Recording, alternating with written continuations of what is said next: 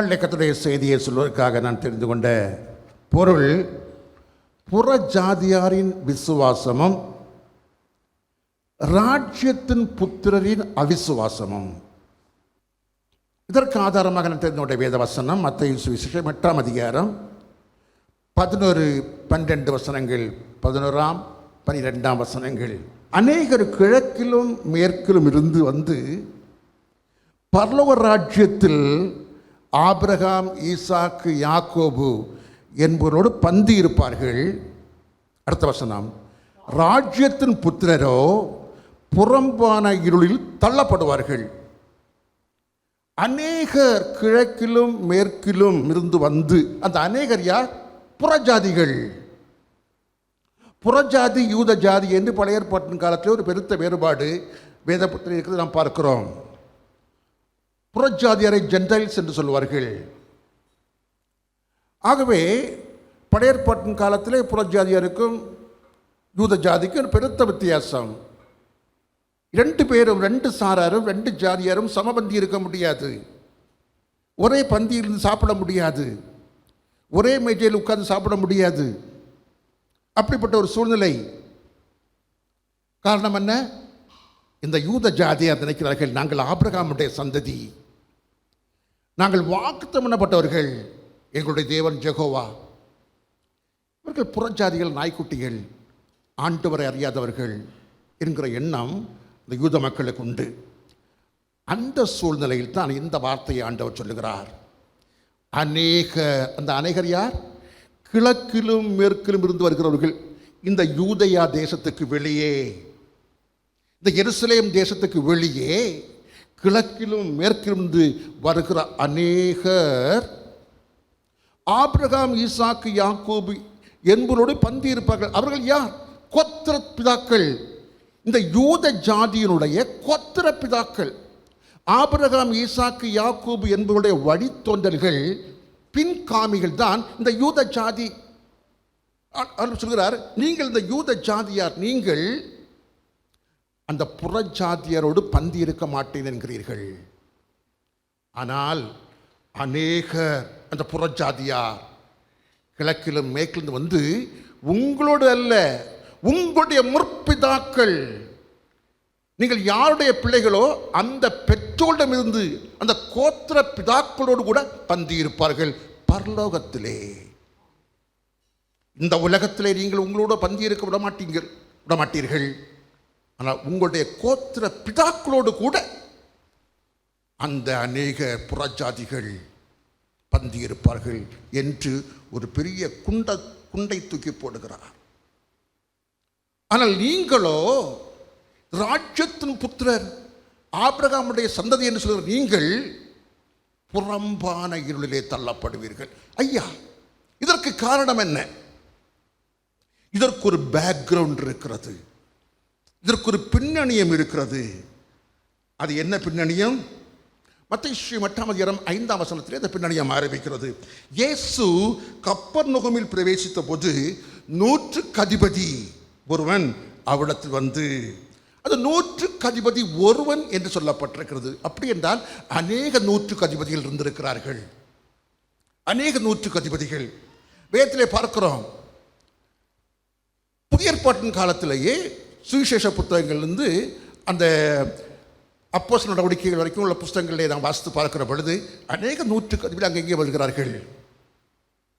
இங்கே மத்தேயு 8ஆம் அதிகாரம் வருகிற 5ஆம் வசனத்தில் வருகிற அந்த 100க்கு அதிபதி ஒருவன், அவனும் அப்போஸ்தலர் நடவடிக்கைகள் 10ஆம் அதிகாரத்தில் வருகிற அந்த 100க்கு அதிபதியும் ஒரே நபர் தான், கொர்நேலியு. 2 பேரும் ஒரே நபர். இவன் சொல்லுகிறான், வந்து, ஆண்டவரே, என்னுடைய வேலைக்காரன் திமிர்வாதத்தினாலே கொடிய வேதனைப்படுகிறான் என்று அவனை வேண்டிக் கொண்டான். வாரும் என்று சொல்லவில்லை, என்று வேண்டிக் கொண்டான். அந்த வேண்டிக் கொண்டான் என்ற அர்த்தம் என்னவென்று சொன்னால், அவனுக்கு சுகம் கொடுக்க வேண்டும் என்று வேண்டிக் கொண்டான். அப்பொழுது இயேசு சொல்கிறார், நான் வந்து அவனை குணமாக்குவேன், சொஸ்தமாக்குவேன் என்று சொல்கிறார். உடனே அந்த 100க்கு அதிபதி பிரதித்திரமாக, ஆண்டவரே, நீ என்னுடைய வீட்டுக்குள்ளே வருவதற்கு நான் பாத்திரன் அல்ல. ஒரு வார்த்தை மாத்திரம் சொல்லும், அப்பொழுது என் வேலைக்காரன் சுத்தமாவான் என்று கூறியதுதான் தாமதம். உடனே ஆண்டவர் சொல்லுகிறார், இஸ்ரவேலருக்குள்ளும் இப்படிப்பட்ட விசுவாசத்தை நான் காணவில்லை. காரணம் என்ன? ஒரு வார்த்தை மாத்திரம் சொன்னால் போதும் என்று வார்த்தையின் மேல் விசுவாசம் இருக்கிறது அவனுக்கு. இயேசு ஒரு வார்த்தை சொன்னால் போதும், வர வேண்டாம், வந்து கைகளை வைக்க வேண்டாம், இங்கிருந்து ஒரு வார்த்தை சொன்னால் போதும். அந்த வார்த்தையின் மேல் அவனுக்கு ஒரு நம்பிக்கை. ஏன் தெரியுமா? அவன் ஒரு காரியத்தை அவன் ஒப்பிட்டு பார்க்கிறான்.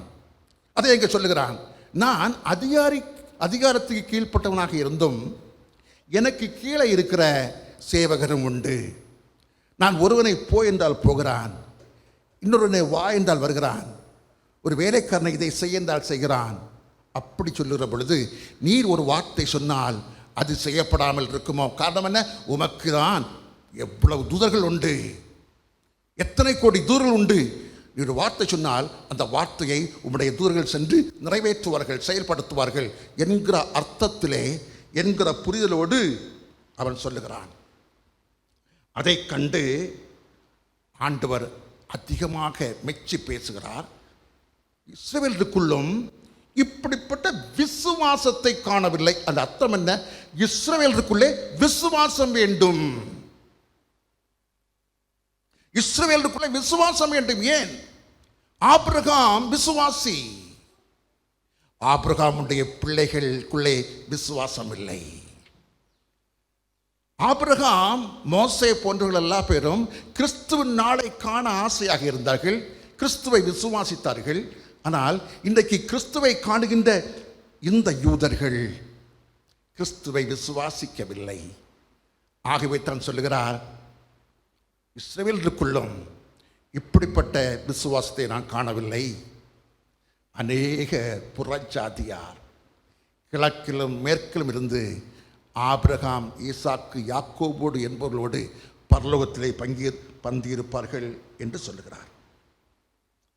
அன்பான தேவனுடைய பிள்ளைகளே, இன்றைக்கு நாம் ஆண்டவருடைய பிள்ளைகள் என்று சொல்லுவது மாத்திரமல்ல, ஆபிரகாமுடைய விசுவாச சந்ததியார் என்று சொன்னால் மட்டும் போதாது, நமக்கு அவர்களுடைய விசுவாசம் நமக்கு தேவையாக இருக்கிறது. நூற்றுக்கு அதிபதி இன்றைக்கு புறஜாதி விசுவாசிகளுடைய தந்தை என்று சொல்லலாம். ஆபிரகாமை விசுவாசிகளின் தந்தை என்று சொல்லுகிறோம். ஆனால் இந்த நூற்றுக்கு அதிபதி கொர்நேலியு இவரை புதிய ஏற்பாட்டில் உள்ள புறஜாதி விசுவாசிகளின் தந்தை என்று சொல்லலாம். ஆகவே தான் அந்த நூற்றுக்கு அதிபதியை ஆண்டவர் மெச்சி பேசிவிட்டு, இஸ்ரவேலருக்குள்ளும் இப்படிப்பட்ட விசுவாசத்தை நான் காணவில்லை என்று சொல்லிக்கொண்டு அடுத்த வசனத்திலே சொல்லுகிறார், அநேகர் என்று அநேகரை சொல்லுகிறார். அந்த அநேகர் யார்? தொடர்ந்து விசுவாசிக்கிற புறஜாதியார். அந்த நூற்றுக்கு அதிபதியை தொடர்ந்து அநேக புறஜாதியார் விசுவாசிப்பார்கள். புறஜாதிகள் அவர் மேல் நம்பிக்கையாக இருப்பார்கள் என்று மத்தேயு 12:21 சொல்கிறது அல்லவா? ஏசாயாவும் சொல்லுகிறார், புறஜாதிகள் அவர் மேல் நம்பிக்கையாக இருப்பார்கள். அந்த நூற்றுக்கு அதிபதியினுடைய தொடர்ச்சி, அவர்கள் ஆண்டவரில் நம்பிக்கையாக இருப்பார்கள். அந்த கிருபையிலே நாம் வந்திருக்கிறோம். நூற்றுக்கு அதிபதியும் ஆபிரகாமுடைய சந்ததி, நாமும் ஆபிரகாமுடைய சந்ததி. விசுவாசத்தின் மூலமாக அந்த நூற்றுக்கு அதிபதி அவனை காணப்பட்ட விசுவாசத்தை பற்றி பார்க்க போகிறோம்.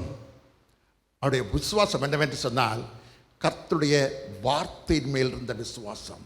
வார்த்தை. இன்றைக்கு நமக்கும் அந்த வார்த்தை மேல் விசுவாசம் வேண்டும். ஆண்டவரே, உம்முடைய வார்த்தையை அனுப்பி நீர் என்னை போஷியும். ஒவ்வொரு நாளும் ஜெபிக்க வேண்டும். வார்த்தை மிக முக்கியம். வார்த்தை அது எல்லைகளை கடந்து செல்லும். வார்த்தை அண்ட சராசரங்களை கடந்து செல்லும். வார்த்தை அட்மாஸ்பியரை கடந்து செல்லும். வார்த்தை இடத்தை விட்டு கடந்து செல்லும். கர்த்தர் பரலோகத்திலிருந்து கொண்டு வார்த்தை அனுப்பினாலும் அந்த வார்த்தை இங்கே வரும். அந்த வார்த்தை மேல் விசுவாசம் நமக்கு வேண்டும். 100க்கு அதிபதிக்கு அந்த விசுவாசம் இருந்தது. நாமும் ஆண்டவர் நோக்கி, ஆண்டவரே உம்முடைய வார்த்தை அனுப்பி என்னை போஷியும் என்னை ஆதரியும் என்று சொல்லி நாம் ஜெபிக்க வேண்டும். கடைசி நாட்களிலே இந்த மறைவான மன்னாவாகிய அந்த வார்த்தையாகிய ஆசீர்வாதம் நமக்கு முழுமையாக வேண்டும் என்று வேதம் நமக்கு சொல்லுகிறது. ஆண்டவர் ஒரு வார்த்தை சொன்னால் அது நிச்சயமாக நிறைவேறும். தூதர்கள் உண்டு, தூதன் உண்டு, கர்த்தருடைய வார்த்தை உண்டு, தூதன் உண்டு. கேரித் ஆற்றினீர் வற்றினாலும், தேசம் பஞ்சத்தில் வாடினாலும் நம்மை போஷிக்க கர்த்தருடைய வார்த்தை உண்டு, தூதன் உண்டு என்று ஒரு பாட்டுண்டு. அன்பான தேவனுடைய பிள்ளைகளே, நம்முடைய விசுவாசம் உறுதியாக இருக்க வேண்டும் என்று சொன்னால் கர்த்தருடைய வார்த்தை மேல் நம்பிக்கை வேண்டும். அந்த வார்த்தையை கொண்டுதான் கர்த்தர் இந்த பூமியை படைத்தார், பூமியில் உள்ளவற்றை படைத்தார். வார்த்தையை கொண்டு சுகமாக்கினார், வார்த்தை கொண்டு மரித்தோர் எழுப்பினார். அந்த வார்த்தையின் மேல் நம்பிக்கை அந்த 100க்கு அதிபதிக்கு இருந்தது. நமக்கு இருக்கிறதா என்பதை இந்த எல்லாம் சோதித்து பார்க்க வேண்டும். வார்த்தை மேல் நம்பிக்கை. சில வேளைகளிலே வார்த்தை வராது, ஆண்டைய சமத்திலிருந்து வார்த்தை வராது. அது எப்படி தெரியும்? பல சந்தர்ப்பங்களில் வார்த்தை வருகிறது. கர்த்தரிடமிருந்து வார்த்தை அநேக சூழ்நிலைகளில் அநேகருக்கு வார்த்தை வருகிறது. மத்தேயு சுவிசேஷம் 9ஆம் அதிகாரத்திலே ஒரு சம்பவத்தை நாம் பார்க்கிறோம். 9:27 2 குருடர் ஆண்டவர் நோக்கி கூப்பிட்டார்கள். இயேசுவே தாவீதின் குமாரனே எங்களுக்கு இறங்கும் என்று கூப்பிட்டார்கள். சீஷர்கள் அதட்டினார்கள். இவ்வளவு அதிகமாக சத்தமாக கூப்பிட்டார்கள். ஆண்டவர் என்ன வேண்டும் என்று கேட்டார். நாங்கள் பார்வை அடைய வேண்டும் என்று சொன்னார்கள். அப்பொழுது ஆண்டவர் கேள்வி கேட்டார். எனக்கு உங்களை சொஸ்தமாக்க, உங்களுக்கு பார்வை கொடுக்க எனக்கு வல்லமை உண்டு என்று நீங்கள் விசுவாசிக்கிறீர்களா என்று கேட்டபொழுது, ஆம் ஆண்டவரே, நான் விசுவாசிக்கிறோம் என்று சொன்னார்கள். வார்த்தை வந்தது. கூப்பிடுதலுக்கு மறுபடியாக வார்த்தை வந்தது. உடனே ஆண்டு சொல்வார், உங்களுடைய விசுவாசத்தின்படி உங்களுக்கு ஆக கட்டவது. பாருங்க, எங்கேயும் விசுவாசம் தான். அந்த 100க்கு அதிபதியும் அதைத்தான் சொன்னார், விசுவாசத்தின்படி உனக்கு ஆக கட்டவது. இங்கே குடரை பார்த்து சொல்றார், உங்களுடைய விசுவாசத்தின்படி உங்களுக்கு ஆக கட்டவது. இன்றைக்கு நாம் ஜெபிக்கிற ஜெபங்கள் எல்லாம், ஆண்டவரே எங்களுக்கு விசுவாசம் வேண்டும். விசுவாசத்தை துவக்கிறவரும் முடிக்கிறவரும் ஆண்டவர் தான். மிக கவனமாக ஜெபிக்க வேண்டும். கடைசி வரைக்கும் விசுவாசத்தை காத்துக்கொள்ள வேண்டும். கர்த்தர் எச்சரிப்பு கொடுக்கிறார், மனுஷகுமாரன் பூமியிலே வருகிற பொழுது விசுவாசத்தை காண்பாரோ. அப்படிப்பட்ட விசுவாசம், ஒரு பரிசுத்தமான விசுவாசம் இருக்காது பூமியிலே. ஆக இயேசு கிறிஸ்து கேள்விக்குரிய சொல்கிறார். லூக்கா சுவிசேஷம் 18ஆம் அதிகாரத்தில் சொல்லுகிறார், மனுஷகுமாரன் பூமியில் வருகிற பொழுது விசுவாசத்தை காண்பாரோ. ஆகவே இன்றைக்கு நாம் செய்ய வேண்டிய காரியம் என்னவென்று சொன்னால், அந்த 100க்கு அதிபதியை போல நம்மை தாழ்த்தி விசுவாசத்துக்காக நாம் ஜெபிக்க வேண்டும். கடைசி வரைக்கும் விசுவாசத்தை காத்துக்கொள்ள வேண்டும். எனக்கு வல்லமை உண்டு என்று விசுவாசிக்கிறீர்களா என்று கேட்டபொழுது, ஆம் ஆண்டவர் விசுவாசிக்கிறோம். கர்த்தரிடம் வல்லமை உண்டு. என்னுடைய தேவையை சந்திக்க, என்னுடைய பிரச்சனையை மாற்ற, எனக்கு சுகத்தை கொடுக்க, என்னை வழி நடத்த, என்னை ஆசீர்வதிக்க அவருக்கு வல்லமை உண்டு. என்ன விசுவாசிக்க வேண்டும், விசுவாசிக்க கேட்க வேண்டும். கர்த்தர் விடையை கொடுப்பார். அப்படி சொல்கிறார், உங்களுடைய விசுவாசத்தின்படி உங்களுக்கு ஆக்கட்டவது. மிக முக்கியமான பாயிண்ட் இது. நம்முடைய விசுவாசத்தின்படி நமக்கு தருகிறார். நம்முடைய விசுவாசம் அற்ப விசுவாசமாக இருக்கும்போது ஒன்று நடக்காது. சின்ன விசுவாசமாக இருக்கும்போது கொஞ்சம் நடக்கும் என்று சொன்னால் அதிகமாக நடக்கும். உங்களுடைய விசுவாசத்தின்படி உங்களுக்கு ஆக்கணும்னு சொன்னார். உடனே அந்த அவருடைய கண்கள் திறந்தது. இன்னொரு சம்பவம் இருக்கிறது. சில வேளைகளிலே ஆண்டவரிடமிருந்து பதில் வராது. ஜெபம் கேட்கப்படாது. நாட்கள் இழுத்தடிக்கும். அது எப்படி தெரியும்? மத்தேயு 15ஆம் அதிகாரம் 22 முதல் 28 வரைக்கும் உள்ள வசனங்களில் ஒரு சம்பவம் இருக்கிறது. சொல்லப்பட்டிருக்கிறது. அது என்னவென்று சொன்னால், ஒரு புறஜாதி ஸ்திரீ, கானானிய ஸ்திரீன்னு சொல்லப்பட்டிருக்கிறது. இந்த கானானிய ஸ்திரீ அவருடைய பிள்ளைக்கு கஷ்டம், பிரச்சனை, சீஷனிடத்தை போய் சுகம் கிடைக்கவில்லை. அப்புறம் இயேசுவிடம் வந்து பேசுகிறாள், கேட்கிறாள். அப்பொழுது இயேசுவும் ஒரு வார்த்தையும் சொல்லவில்லை. 21ஆம் வசனம், மத்தேயு 15:21. இயேசு அவளுக்கு பிரதித்திரமாக ஒரு வார்த்தையும் சொல்லவில்லை. நம்முடைய வாழ்க்கையில் சில வேளையில் அப்படித்தான். நாம் கேட்கிற கேள்விக்கு, நாம் கேட்கிற அந்த விண்ணப்பத்திற்கு, மன்றாட்டுக்கு ஒரு வார்த்தையும் பதிலாக வராது. அதற்கு காரணங்கள் இருக்கும், அதற்கு காரணங்கள் இருக்கும். அந்த ஸ்திரீ, புறஜாதி ஸ்திரீ, ஆண்டத்தை கேட்க கேட்க அவர் பதிலே சொல்லவில்லை. கடைசியில் ஒரு வாயை திறந்தார். அந்த வாயிலிருந்து வந்த வார்த்தை அது அசாதகமாக வரவில்லை, அது பிரதிகூலமாக வந்தது, அனுகூலமாக வரவில்லை, அனுகூலம் இல்லாத முறையிலே வந்தது. என்ன சொன்னார்னு சொன்னால், பிள்ளைகளுடைய அப்பத்தை எடுத்து நாய்க்குட்டிகளுக்கு போடுவது நல்லது அல்ல என்று சொன்னார். பிள்ளைகளுடைய அப்பத்தை எடுத்து நாய்க்குட்டிகளுக்கு போடுவது நல்லது அல்ல. அப்படி சொன்ன பொழுது அந்த ஸ்திரீக்கு கோபம் வரவில்லை. அதான் பிரச்சனை, அதாக்கும் மிக முக்கியமான காரியம். இப்படி ஆண்டவர் எதிரடையாக பேசின பொழுது அந்த ஸ்திரீ வருத்தம் கொள்ளவில்லை. ஏனென்றால் ஆண்டவர் செய்வது, சொல்வது எல்லாவற்றிலும் ஒரு நியாயம் இருக்கும் என்பதை மனுக்குலம் அறிந்து கொள்ள வேண்டும். ஆண்டவனுடைய ஜெபத்துக்கு விடை தந்தாலும் தராவிட்டாலும் அவர் செய்கிற ஒவ்வொரு காரியத்திலும் ஒரு நீதி இருக்கும். அதை உணர வேண்டும். அவர் நீதி உள்ளவர். நம்முடைய ஜெபத்துக்கு விடை வராவிட்டாலும், நாம் கேட்கிற காரியம் கிடைக்காவிட்டாலும் அங்கே ஒரு நீதி இருக்கும். நீதி தவறி ஒன்று செய்ய மாட்டார், சொல்ல மாட்டார். இந்த ஸ்திரீ ஒரு ஞானம் உள்ள ஒரு ஸ்திரீ. ஆகவே அவள் பொறுமையோடு, ஒரு சோர்வு அடையாமல் அல்லது கோபம் கொள்ளாமல் ஆண்டவரிடம் அழகாக பேசுகிறாள், வாதாடுகிறாள்.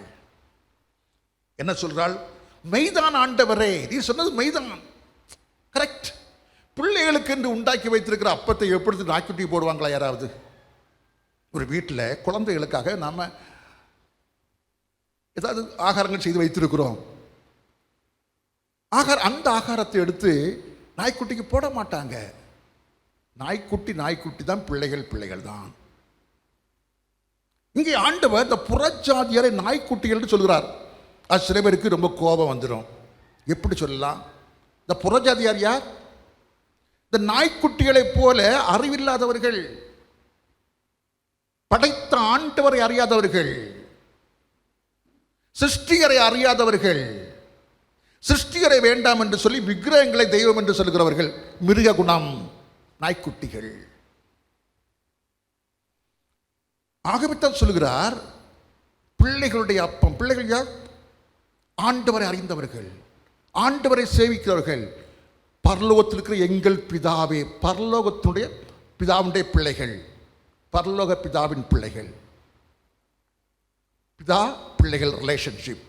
ஆனால் புறஜாதியார் பரலோக பிதாவை பிதா என்று ஏற்றுக்கொள்ளவில்லையே. பரலோகத்தின் பிதாவை பிதா என்று ஏற்றுக்கொள்ளவில்லை. அவர் வேண்டாம் என்று சொல்கிறார்கள். எங்களுக்கு இந்த விக்கிரகங்கள் போதும் என்று சொல்கிறார்கள். அவர்களை எப்படி ஆண்டவர் தங்களுடைய பிள்ளைகள் என்று சொல்லுவார்? அதைத்தான், அந்த சத்தியத்தை இங்கே சொல்கிறார் இயேசு கிறிஸ்து. யாரும் கோபம் கொள்ளக்கூடாது, உண்மையை புரிந்து கொள்ள வேண்டும். பிள்ளைகளுடைய அப்பத்தை எடுத்து நாய்க்குட்டிகளுக்கு போடுவது நல்லதல்ல என்று சொல்ல உடனே அந்த அறிவுள்ள ஸ்திரீ அவள் அதை ஏற்றுக்கொண்டு, மெய்தான் ஆண்டவரே, மெய்தான் ஆண்டவரே. அந்த ஸ்திரீ, புறஜாதி ஸ்திரீ, இப்பொழுது ஆண்டுடைய பிள்ளையாக வருகிறாள். கிறிஸ்துவை ஆண்டவரே என்று சொல்கிறார். My lord, you are my lord, the heavenly God is my father. நீர் என்னுடைய ஆண்டவர், பரலோக கடவுள் அவர் என்னுடைய பிதா என்கிற முறையிலே பேசுகிறாள். இயேசு கிறிஸ்துவை ஆண்டவர் என்று அழைப்பவர்களுக்கு பரலோகத்தின் பிதாதான். அந்த ஸ்டேட்டஸில் வந்து விடுகிறாள் இந்த ஸ்திரீ, கானானிய ஸ்திரீ. இப்பொழுது மெய்தான் ஆண்டவரே என்று சொல்லிக்கொண்டு அந்த நாய்க்குட்டிகள் மேஜின் கீழ் விழும் துணிக்கைகளை சாப்பிடும் அல்லவா, மேஜின் கீழ் பிள்ளைகளால் சிந்தப்படுகின்ற துணிக்கைகளை அந்த நாய்க்குட்டிகள் சாப்பிடும் அல்லவா என்று சொன்ன உடனே ஆண்டவர் சொல்லுகிறார், ஸ்திரீயே உன் விசுவாசம் பெரியது. ஸ்திரீயே உன் விசுவாசம் பெரியது. இன்றைக்கு சில வேளைகளிலே நமக்கு ஜெபம் வருவதற்கு காலதாமதம் ஆகும் என்று சொன்னால் நம்முடைய விசுவாசம் பெரியதாக இருக்க வேண்டும். நமக்கு ஜெபம் கேட்கப்படுவதற்கு காலதாமதம் ஆகும் என்று சொன்னால் நம்முடைய விசுவாசம் அந்த கானானிய ஸ்திரீயுடைய விசுவாசத்தை போன்று பெரிதான விசுவாசமாக மாற வேண்டும். ஆண்டவரை சொல்கிறதை செய்கிறதை நாம் ஏற்றுக்கொள்ள வேண்டும். ஆண்டவர் செய்கிற காலதாமதத்தை நாம் ஏற்றுக்கொள்ள வேண்டும். ஆண்டவர் நம்முடைய ஜெபத்தை கேட்காமல் இருக்கிற அந்த நாட்களை நாம் ஏற்றுக்கொள்ள வேண்டும். அந்த காரியத்தை ஏற்றுக்கொள்ள வேண்டும். ஏற்றுக்கொண்டு நம்முடைய நியாயத்தை எடுத்து சொல்கிற பொழுது அவரும் நம்முடைய நியாயத்தை ஏற்றுக்கொள்ளுவார். அது பெரிய விசுவாசம். அதை விட்டுட்டு நான் கேட்டேன் கிடைக்கல, நான் ஜெபம் பண்ண மாட்டேன் நிறைய சொல்லிட்டு இருக்கிறாங்க. நான் கேட்டேன் கிடைக்கல, என் ஜெபம் என்னத்துக்கு, தரும்போது திரட்டு சொல்லக்கூடாது. அந்த கானானிய ஸ்திரியை போல நாமும் விசுவாசத்தோடு ஜெபிக்க வேண்டும். இன்றைக்கு இந்த சுவிசேஷம் சொல்லுகிற இடங்கள் எல்லாம் அந்த கானானிய ஸ்திரீயும் சொல்லப்படுகிறாள், அவருடைய விசுவாசம் சொல்லப்படுகிறது. அன்பான தேவனுடைய பிள்ளைகளை, ஆகவே கிறிஸ்துவிடமிருந்து நாம் அந்த ஆசீர்வாதத்தை நம்முடைய ஜெபத்தின் விடையை பெறுவதற்கு காலதாமதமானாலும் நம்முடைய விசுவாசம் பெரிதாக இருக்கும் என்று சொன்னால் தொடர்ந்து நாம் மன்றாடிக்கொண்டே இருப்போம், ஜெபித்து கொண்டே இருப்போம், பொறுமையோடே இருப்போம், கோபப்பட மாட்டோம், சோர்ந்து போக மாட்டோம், முறமுறுக்க மாட்டோம். இதைத்தான் அந்த கானானிய ஸ்திரீ நமக்கு கற்றுக் கொடுக்கிறாள். விசுவாசம், 2 விசுவாசம் பார்த்தோம். 160 விசுவாசம், அந்த குடர்களின் விசுவாசம், அந்த கானானிய ஸ்திரீ விசுவாசம் பார்த்தோம். இன்னொரு விசுவாசத்தை நான் சொல்லி முடிக்க விரும்புகிறேன். அது என்னவென்று சொன்னால், மத்தேயு சுவிசேஷம் 9ஆம் அதிகாரத்தில் வருகிறது. ஆண்டவர் வார்த்தையை கூறாமலேயே சுகத்தை பெற்றுக்கொள்கிற விசுவாசம். கர்த்தருடைய வாயிலிருந்து வார்த்தையே வரவில்லை. அந்த கானானிய ஸ்திரீ வார்த்தையை வருவித்து விட்டாள். தன்னுடைய பெரிய விசுவாசத்தின் மூலமாக கிறிஸ்துவிடமிருந்து அந்த வார்த்தையை வர வைத்து விட்டாள். வார்த்தை வந்து விட்டது. ஆனால் இன்னொரு ஸ்திரீயை பார்க்கிறோம். அவள் ஒரு யூத ஸ்திரீ. அவள் ஆண்டவரிலிருந்து அந்த வார்த்தைக்காக எதிர்பார்க்கவே இல்லை. ஆண்டவர் தன்னுடைய வார்த்தையை அனுப்ப வேண்டும் என்று அவள் எதிர்பார்க்கவும் இல்லை. வார்த்தை இல்லாமலேயே அவள் குணத்தை பெற்றுவிட்டாள். மத்தேயு சுவிசேஷம் 9ஆம் அதிகாரம் 20-22 வசனங்கள்.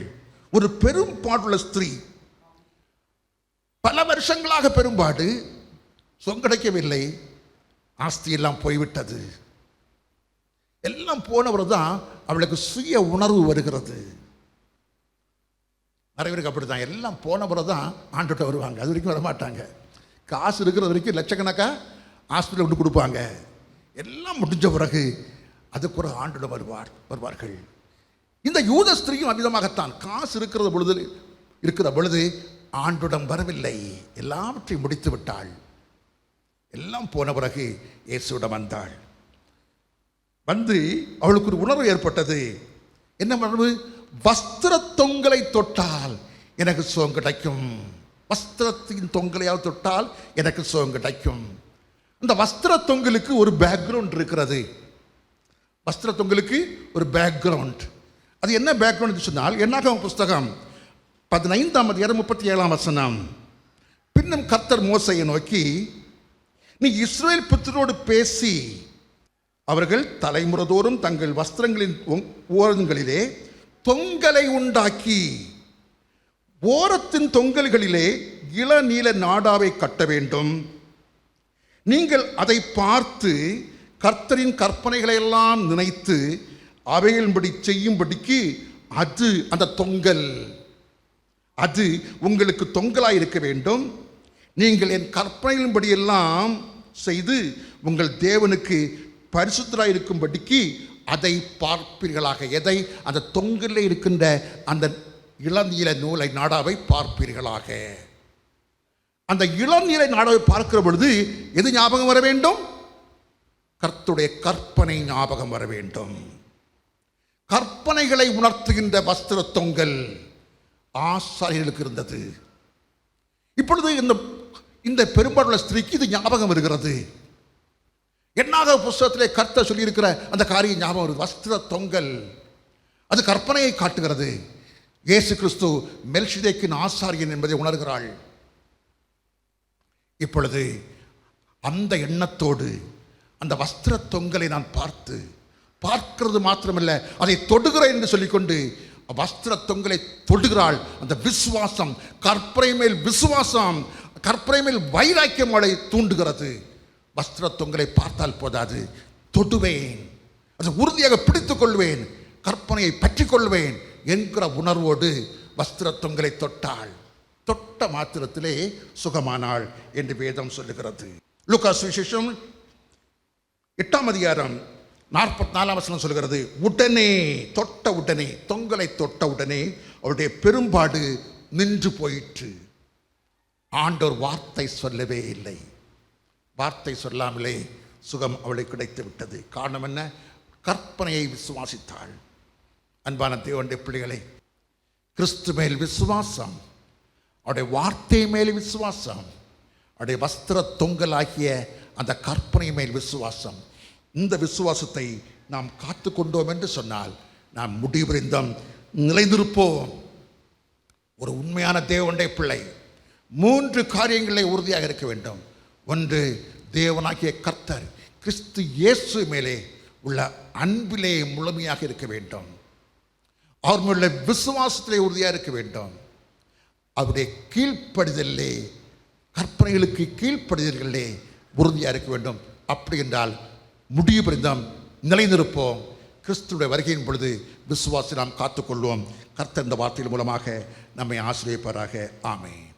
நேசிக்கிற நல்ல ஆண்டவரே, இம்மட்டுமாக நீர் எங்களோடு கூட இடைப்பட்ட உம்முடைய மேலான கிருபைகளுக்காக ஸ்தோத்திரம். எங்களுடைய விசுவாசம் ஆண்டவரே உமக்குள்ளாக பூர்ணமாக இருக்க வேண்டும் என்று நாங்கள் வேண்டுகிறோம். மனுஷகுமார் வருகிற பொழுது பூமியிலே விசுவாசத்தை காண்பாரோ என்று சொல்லப்பட்டிருக்கிறது. எங்களுடைய விசுவாசம் எப்படி இருக்க வேண்டும் நாங்கள் சிந்தித்தோம் ஆண்டவரை. அன்றைய முடிவு நிறைவேற்க எங்களுக்கு கிருபை தர வேண்டும் என்று உம்மை நோக்கி நாங்கள் ஜெபிக்கிறோம். இன்றைக்கு நாங்கள் கேட்ட வசனங்கள் ஒவ்வொரு நாளும் எங்களை புதுப்பிக்கட்டும், விசுவாசத்தை புதுப்பிக்கட்டும். கர்த்தருடைய சமூகத்தின் ஆசீர்வாதத்தை கொண்டு வரட்டும், விடையை கொண்டு வரட்டும், அற்புதங்களை செய்யட்டும். வசனத்தை கேட்ட ஒவ்வொருவரும் தொடர்ந்து தேவாவியான பேசும், மகிமை அடையும் ஆண்டவரை.